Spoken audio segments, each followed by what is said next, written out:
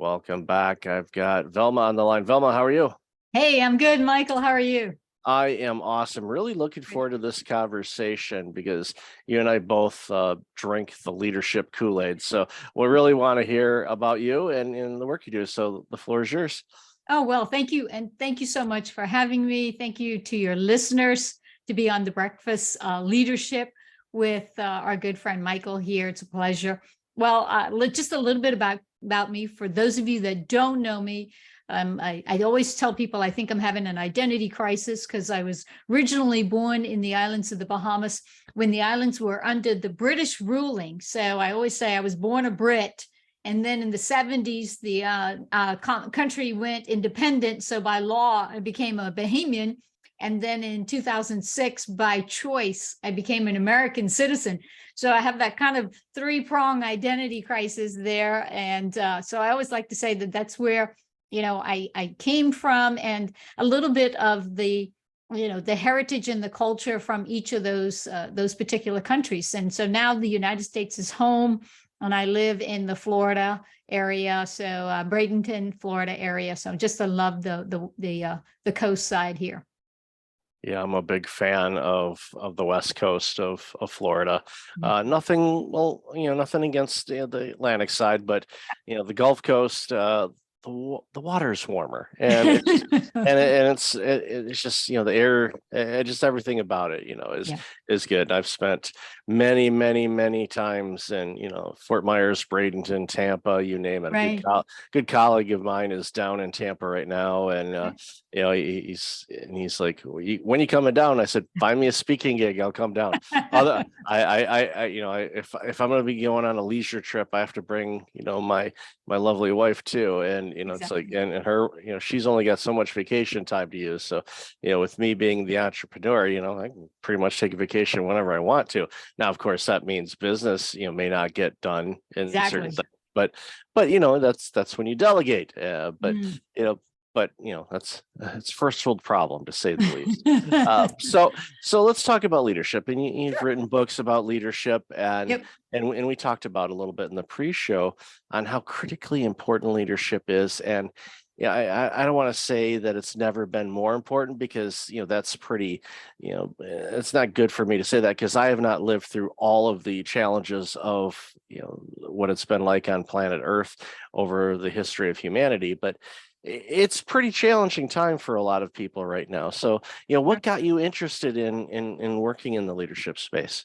Oh, well, it's interesting because I think I'm on this quest to demystify what leadership is all about. When I grew up and then went to work and I got into business, I always thought leadership was about this position that you had. And I think most people gravitate to that. It's a position because the title sometimes defines that. But in essence, it took a lot of wrong turns and wrong decisions for me to find out that true leadership is really about solving problems, and it's about adding value to other people. And so, Michael, I spent a lot of time, even with the leadership title, focused on how am I going to, get these projects done, when in reality, I wasn't taking into consideration the people side of things.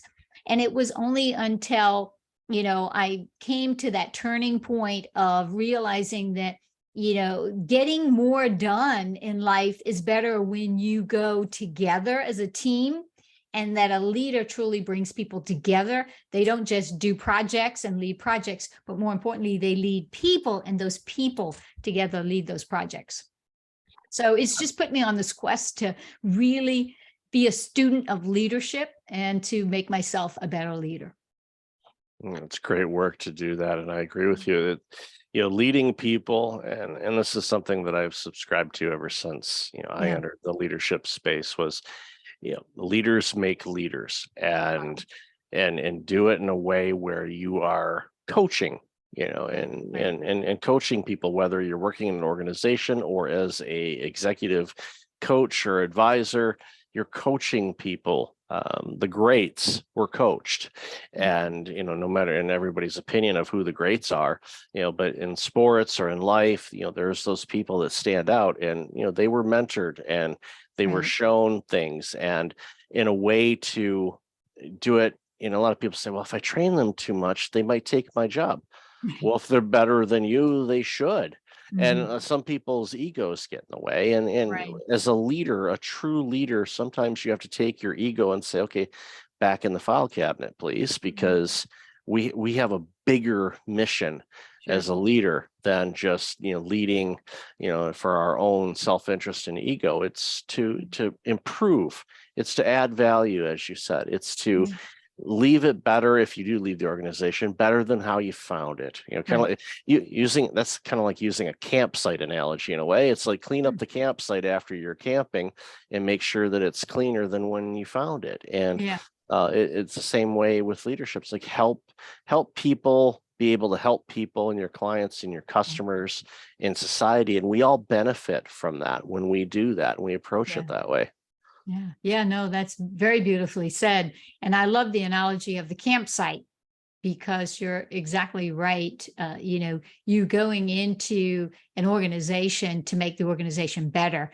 And the greatest thing that you as a leader could do is to add value in a way that you don't just make the organization better, but you make the people better for it. Because that will translate into better customers and better members that you are serving, which lifts the entire organization. So the timing of this recording, we're still kind of in this flux of Yeah. quiet quitting, great resignation, people kind of shifting around and all of that. So I'd love to hear your thoughts on, what was the driving force behind people quitting or quiet quitting or leaving their jobs? What are some of the insights that you've seen in some of the organizations you've been working with? Yeah, so, good question. And I think we're getting to a place where originally it started with this thought process that we're under this great, resignation era, if you will. And, we've got all these people, that are making decisions to leave the workforce, or, to get different jobs and so forth, and to look at their career differently. And a lot of things has kind of driven us to that point. But I really believe that it's beyond a great resignation. And what I'm hearing and what I'm seeing with people and other leaders that I talk to as well in this space and clients is that it's truly a great reevaluation. And so what I mean by that is it going back to, what is more important in my life? What really matters? What's the value? What's of value to me? And so that's where, this major pandemic that worldwide we've been under and we've faced and pulled through together, people have stepped back and said, what's really important? What are my values? And I think they've reassessed not just the work environment, which is where you see the greatest fallout, and we hear about it because, of course, it impacts our economy, but also in their life. People are doing things differently around taking care of themselves, taking care of their families, truly taking vacations, celebrating the things that matter most, because I think what is truly of value has become to the forefront, regardless of the generation that you represent in the workforce.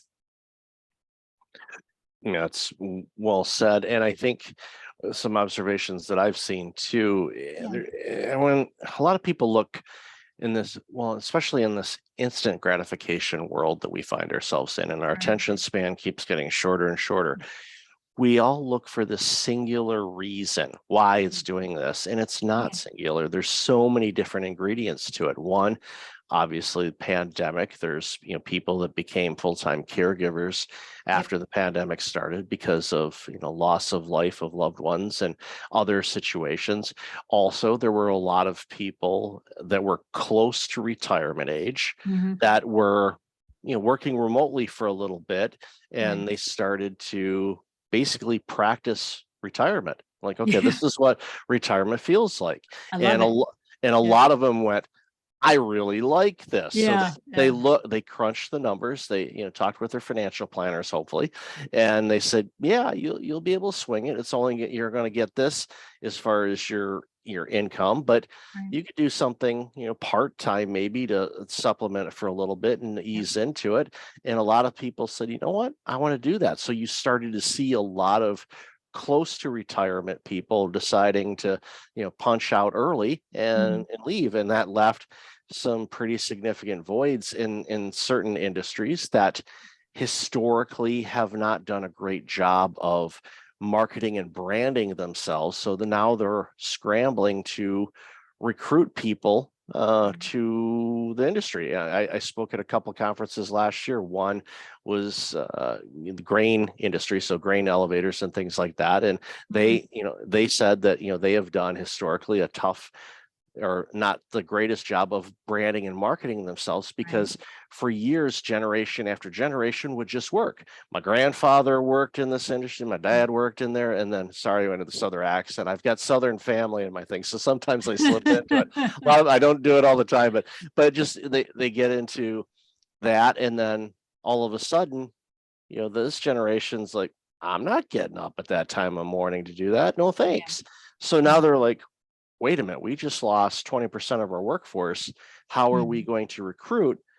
And of course, compensation wise, they're scrambling with that. And another industry too, I spoke at a wastewater conference last fall, and they were the same. They said, we've done a poor job in marketing to people because we never had to have any difficulty finding people. Now we are. So it's a learning curve for them in this world of, you can't, place an ad for a job posting, and they're like, we don't know how to. It's like, did I go into a time machine or something? It's like all of a sudden it's like, yeah, here's how you post something on Monster or Indeed. Like, ooh, what? And it's like, okay. So, but again, those industries are struggling to find people, and they're they're gonna find people. And as I tell people, especially when I talk with teams that are struggling to find people, or people that they want to work remotely, they don't want to come in all the time. I said that we're in this adjustment period, and it's not set, and that bothers us because we want things instant gratification. We want to binge watch our shows. We want to go on our phones and order something and have it be at our door in a half an hour. We're used to that instant gratification. Well, there's certain things in life that aren't instant. They're messy. They take time. They're not clear cut. And that's where true leadership comes in to explain. It's like, look, this is going to be an interesting, and I use the word loosely, interesting time for a lot of us, because we're going to have to navigate through these things. And ultimately, when I tell people, that whether they're remote or hybrid or in person all the time, is that eventually it's all going to, I don't want to use the word normal, but it'll normalize a bit, where you'll find your happy spot for your organization at that for a period of time. Don't stay stagnant, because if you do, your company's going to go out of business. Because I saw the stat, it was over 50% of the Fortune 500 companies in the year 2000 have either gone bankrupt, out of business, or were acquired by another organization. That's half of the Fortune 500. Those are the top 500 companies worth the most amount of money on the planet. And half of them are gone in 23 years. So any organization that thinks, we'll ride through this, we don't have to make any adjustments. Yes, you will, because the world continues to evolve and change, and your organization needs to as well. And we don't know what to do. It's like, well, cool. Here's the first question or first idea. Ask your customers, what do they want? I know that seems silly, but why don't you ask your customers what they need and serve them? And your employees, ask them what you can do as an organization to make the organization better for them. And these are not difficult questions to ask, but for some people, they certainly seem to be. Well, I think because they're maybe new, sometimes you're exactly right. We as leaders become, complacent because of success. And success has a way of doing that. It makes you comfortable. And so when things get out of a sorts and you feel like things are uncomfortable, it's like, well, wait a minute, you just, you're shifting things, and I'm not ready for that, because to credit to leaders, if they're successful and they're doing things right, then the question is, well, why would they change things? Well, when things start changing on them, their question is, well, what do I do now? And I think that's, understandable because there's been so much different type of uncertainty. But I also think those leaders that have decided to embrace change and to look at change as a form of innovation and progress, and then rally the troops, then you're going to solve problems together. And that's what's going to right size the organization to take it forward. Yeah, I love that leadership style. It's like, okay, let everybody have input. And yeah, it reminds me of Maestro Roger Nierenberg. And I reference Roger quite a bit on this show about how he does work in the consulting space. And he's a former conductor of the New York Philharmonic Orchestra. And what he does is he goes into organizations and he brings an orchestra with him, a small one, of course, and he sets up an orchestra pit for the musicians to assemble and start to play music. And he has the employees or the team sit in the orchestra pit. And of course, when they first start playing, it sounds like a fourth grade band, in September. No harmony, no rhythm, nothing. It sounds atrocious. And then they get everything together and the horns and everything else gets in sync and it sounds great. The harmonies are awesome. So everybody's like, oh, that sounds amazing. And then what he does is he brings those employees up to the podium where he is and he has the musicians play the music again. And they are absolutely blown away on how completely different it sounds from Roger's vantage point than from the pit. And he said that's a leadership analogy. As a leader, I'm up here. I see things from this area. The team, they're in a different part of the business and the different part of the building. They see things this way. And that gap is where the magic happens. To be able to communicate those things and figure out what makes sense to be able to lead the organization. So leaders, you need to talk with your team. Your team needs to talk with the leadership in a safe and growing environment with the singular cause of what can we do to benefit our customers. And you do that, you can navigate through crazy times like we've experienced over these last few years and whatever we have coming forward. And I don't have a crystal ball or a magic 8-ball to say, okay, what's going to happen in the next year. I have some ideas, I have some concerns, I have some we'll see. But if anything, one of the things we've learned over these last few years anyway is just when you expect something to do something else comes up or something else changes. So you just have to be agile as best you can and navigate through those waters the best you can. Yeah, absolutely. Well said. So in your books, what's your favorite? I mean, it's like asking, pick your favorite kid kind of thing, and you shouldn't do that. But what's your favorite, part of one of your books that really resonates with you every time that you're working with a team or reflecting on that book? Well, I think there's two things probably of the 7 steps in the valuable leader, which are steps that may seem foundational, but again, without a strong foundation, when you do have those challenges in leadership, if you don't have that strong foundation, then things are going to crumble and then you wonder why.